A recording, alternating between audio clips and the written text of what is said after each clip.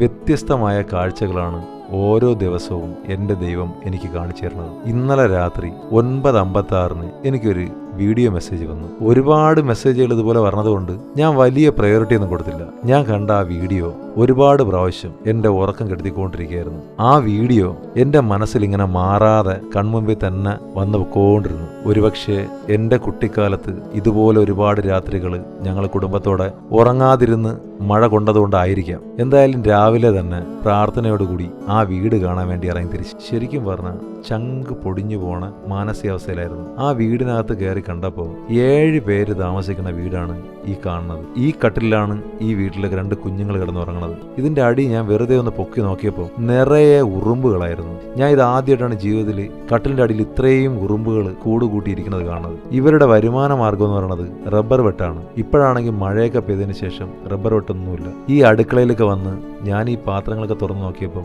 അതിനകത്തൊന്നുമില്ല. വെറുതെ അടച്ചുകൂട്ടി വെച്ചിരിക്കുന്നേ ഉള്ളൂ. ഇന്ന് ഇവർക്ക് കഞ്ഞി മാത്രമേ ഉള്ളൂ. ഇതാണ് ഇവരുടെ അടുക്കള. ഇതൊക്കെയാണ് ഇവരുടെ ഈ കൊച്ചു ലോകം.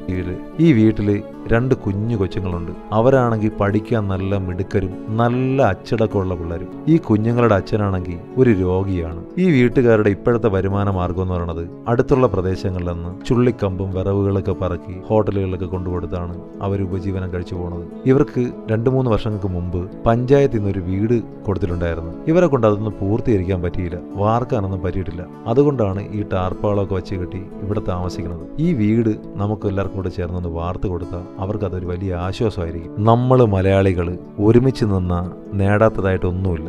ഇതുവരെ നമ്മുടെ ചരിത്രം അങ്ങനെയാണ്. ഈ വീടിന്റെ കാര്യത്തിൽ 1 മാസത്തിനകം ഈ വീടിന്റെ പണി നമുക്ക് പൂർത്തീകരിക്കണം. അതിനാദ്യം വേണ്ടത് ഈ വീട് വാർക്കുക എന്നുള്ളതാണ്. എൻ്റെ സ്ഥിരം പണിക്കാരനാണ് നമ്മുടെ വിഷ്ണു കൺട്രാക്ടിൻ്റെ അടുത്ത് ഞാൻ ഈ കാര്യം പറഞ്ഞപ്പോൾ തന്നെ ചേട്ടാ എന്ത് പറയാതെ ഞാനത് ചെയ്യാമെന്ന് പറഞ്ഞ എൻ്റെ കൂടെ കൂടിയവനാണ്. അതുകൊണ്ട് തന്നെ ഞങ്ങൾ തട്ടടിക്കും, വാർക്കും. നിങ്ങളെല്ലാവരും മാക്സിമം നിങ്ങളെ കൊണ്ട് പറ്റുന്ന സഹായം ഈ പാവത്തുങ്ങൾക്ക് കൊടുക്കാൻ ശ്രമിക്കണം. കയ്യിലൊന്നുമില്ല എന്ന് ഒരുപാട് പേര് കമന്റ് ചെയ്യണുണ്ട്. ഞങ്ങൾക്ക് സാമ്പത്തികമായിട്ട് സഹായിക്കുന്ന കുറച്ച് പേരുണ്ട്. അവർക്ക് വേണ്ടി പ്രാർത്ഥിക്കാൻ പറ്റും. കൂടെ നിന്ന് പണിയണവർക്ക് വേണ്ടിയും എനിക്ക് വേണ്ടിയൊക്കെ നിങ്ങളുടെ പ്രാർത്ഥന വളരെ അത്യാവശ്യമാണ്. ഇന്ന് തന്നെ ഞങ്ങൾ ആഹാരം കഴിച്ചുകൊണ്ടിരുന്ന സമയത്ത് എൻ്റെ ഒരു അയൽവാസിയും നാട്ടുകാരനുമായ പാർത്ഥസാരഥിയാണ് എന്നെ വിളിച്ചിട്ട് പറഞ്ഞ് യാർഡിൽ വന്ന് നിങ്ങൾക്ക് ആവശ്യമുള്ള മണലും ചല്ലിയും സിമന്റും ഒക്കെ ഇവിടെ നിന്ന് എടുത്തോ, പൈസ തരണ്ടെന്ന് പറഞ്ഞു. ഇതുപോലുള്ള ഒരുപാട് നല്ല മനസ്സുള്ള ആൾക്കാരുണ്ട്. ഇവർക്ക് വേണ്ടിയൊക്കെ നിങ്ങളുടെ പ്രാർത്ഥന വേണം. ഇത് മാത്രം മതി ഞങ്ങൾക്ക്.